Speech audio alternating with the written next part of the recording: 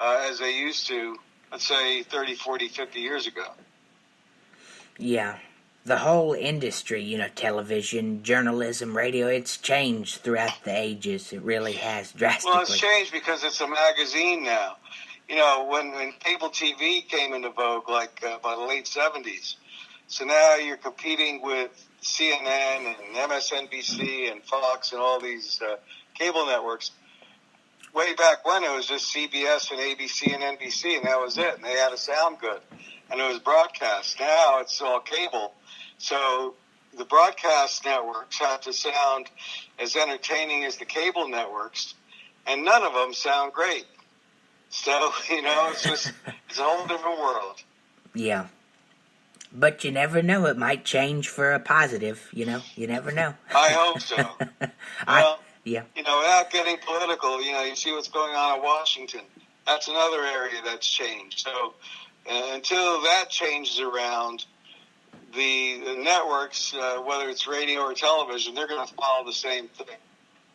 And I resent the fact, by the way, that the American public's being told that the press or the news is the enemy of the people. I mean, I take pride in being a broadcaster. And when I meet people, I tell them I'm a proud member of the fake news media. Because, if it was Walter Cronkite or Chet Huntley or whoever was delivering the news back then, I believed those people. Now, not to say that there was nothing fake about it. There probably was a little bit, just like everything else. Mm-hmm. And every side has a falseness to it, no matter what side you listen to or like. Yeah. Yeah, Walter Cronkite and all the journalists back then, they were much more real. But as you said, everything probably was a little bit of fakeness in it, but that's in everything in the world, Nothing is 100% real, but but it was... Yeah, well, that's how it is.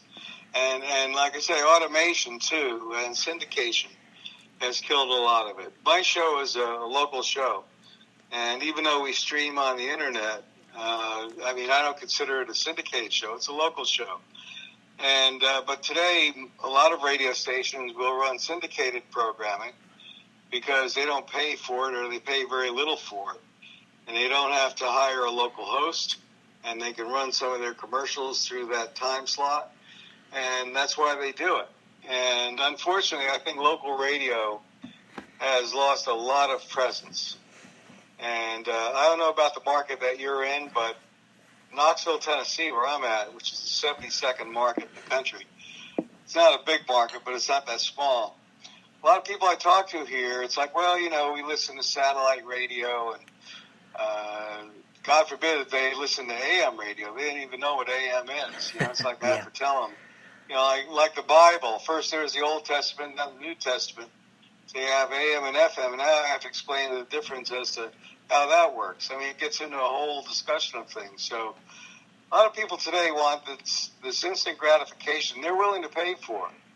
So with satellite radio, if they have a subscription, $12.95 a month or whatever they're paying for it, some of these satellite channels, and I've listened to them, some are really good, but they still don't give you the local flavor as to what's going on in your town.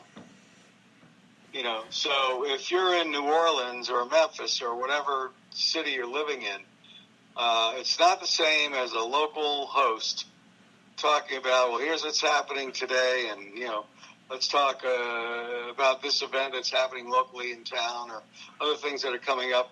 They just don't do that anymore. And I'm not sure people, unfortunately, even care about that as much anymore. Yeah. Yeah, local radio was a great thing, and it still is in a way, but it has changed drastically in each area. Yeah, for sure. And, it's funny. I was calling on an account because I sell radio advertising too, and I was calling on this one car dealership who happens to sell Chevrolets. And the owner of the dealership was telling me that, well, nobody listens to radio anymore. I said, that's pretty interesting. let's walk around the showroom here. I bet you every Chevy that you have on the sales floor has a radio in it. So why would General Motors waste all those billions and millions of dollars putting radios in cars if nobody's going to listen? Now those are the objections that we get. They're not real objections; they're smokescreens. But the younger generations today, and I have grandchildren. In fact, my oldest grandson is like 21 years old, and I don't think he listens that much to local radio anymore, unless it's for sports. Mm-hmm. But as far as news and music and stuff like that, I don't think a lot of young people today listen to radio as much as they used to. Yeah, I mean, I'm 18, but I feel, I guess I was born in a different generation or whatever, but I listened to radio all my life, and I still do, and... Well, you're a smart guy. You're real intelligent, man. I would say the same about my grandson, too, but, there's so many people out there that are just, not that they're not intelligent, but they're ignorant. They're ignorant, and they don't know what quality is. For instance, I taught at the Connecticut School of Broadcasting for a while, and so the young students coming into this school, they all want to be like the next Howard Stern or whatever. And, and I'm not putting Howard down. He's made a fortune for what he does. But to me, what he does is not really radio. Mm-hmm. He just does something else that happens to be on the radio. But, it's not what I would call radio. And but these are the standards. People have lowered their standards today as to what's acceptable. And you see this, again, in the political world, without getting into politics much, but, you see what's acceptable now and what politicians can say, as opposed to even 10 or 15, 20 years ago, what they could say. And now, today, it seems like everything's acceptable and it's okay. Yeah. So I think the standards in broadcasting have gone way down. And to me, it's still broadcasting, but not in the way I was brought into it. And when I got into it, there was language you could not use on the air. Certain things you could not say on the air. Now, today, almost anything goes. And unless the FCC is aware of it, you can say anything you want. And it's very much changed. It really has. Yeah. Absolutely. My last question to you is, and I know we touched a little bit on it, but what is your advice to people who want to get started in radio? Practice, and knock on a lot of doors. Now, that being said,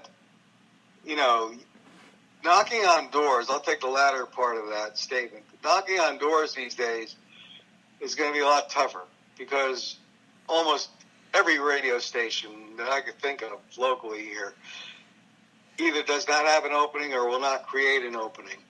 And you could be the biggest talent in the world, and talent has nothing to do with it.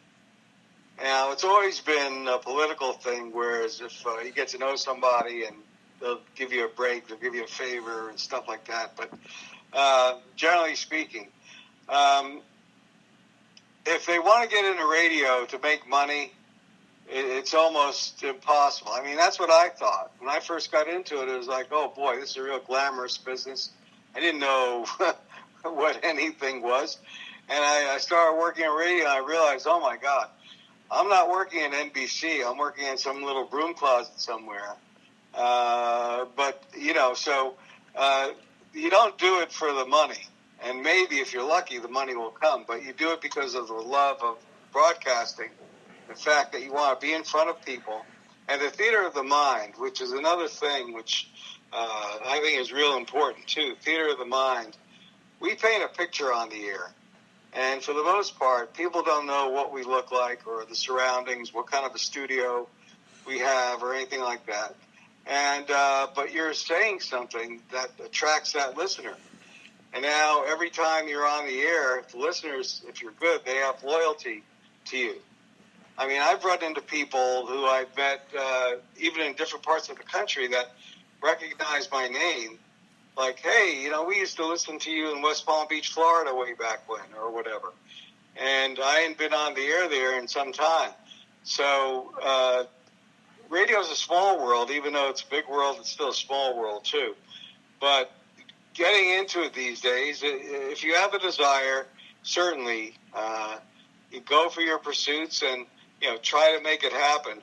But there are other ways now of getting into it. Block programming, where radio stations will actually sell you the time, which I think is unfair. It's great for the radio station, not great for the person trying to get on the air. So, kid, if you have $100 an hour or $500 an hour or whatever, yeah, we'll put you on the air. You could have your own show for an hour. And that's what radio stations do these days. It's no longer bringing you on the air because we really need you, or you're so great, or you have such a great talent that we know we're going to make a lot of money with you. Those days are pretty much over. Yeah. Yeah, I've known. So, I don't know if that's any advice or not. It's just my opinion, but this is reality.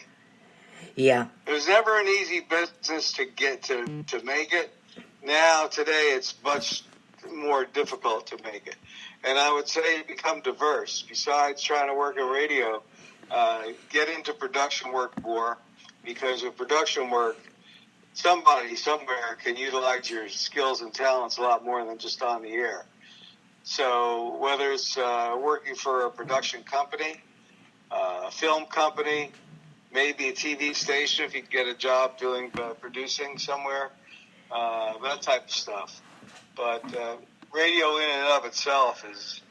I'm going to give you an example. Last week I read that my favorite radio station, 77 WABC, which was my favorite radio station in the whole world, they were sold last week for $12.5 million. Oh, my. Now, that sounds like a lot of money.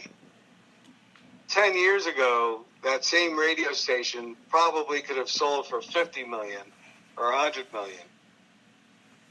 So that means they're bringing in a lot less revenue, and that's why stations are selling. And you have more and more stations, the smaller ones, that are selling out to the big ones. Now, WABC was the biggest, but you have small stations around the country that are being gobbled up by different radio groups, because they are controlling like 90% of the radio stations these days, which is another reason why you hear a lot of syndicated programming. So if a radio station wants to run, let's say, Rush Limbaugh, well, I'm not promoting, but I'm just saying, Rush Limbaugh is heard on like 600 different stations around the country. Mm-hmm. And they're all part of the same radio group. So it's easy to run. It's very little cost to run it. And Rush Limbaugh, whether you like him or not, brings in a lot of listeners, and it's great for advertisers, too. So that, again, is a reason why stations run him. But Rush Limbaugh now is taking up that local presence on the air. So for a local person to make it, that time slot or day part, it's next to impossible. Yeah. Yeah, it all evolves around, like you said, money, and it's just very different, It's still fun. So it's always been the money, but money is in the forefront now. Yeah. And radio stations, Scripps, for instance, which is one of the biggest groups, Scripps just recently sold 3 or 4 radio stations here in Knoxville, Tennessee. Oh, wow. They're getting out of the radio business, which is, I found that to be, well, maybe somewhat amazing, not totally amazing, but if a company like Scripps is getting out of the radio business, I think some handwriting is on the wall. Yeah. So, I don't know. If somebody wants to get into radio, they can call me up and they can sit in and be my co-host one day, and we'll have a good time on the air. And, it's, I don't want to say it's like silent movies, but it's an art that is slowly dissipating. Yeah, for sure. hopefully it gets a positive side in the future, but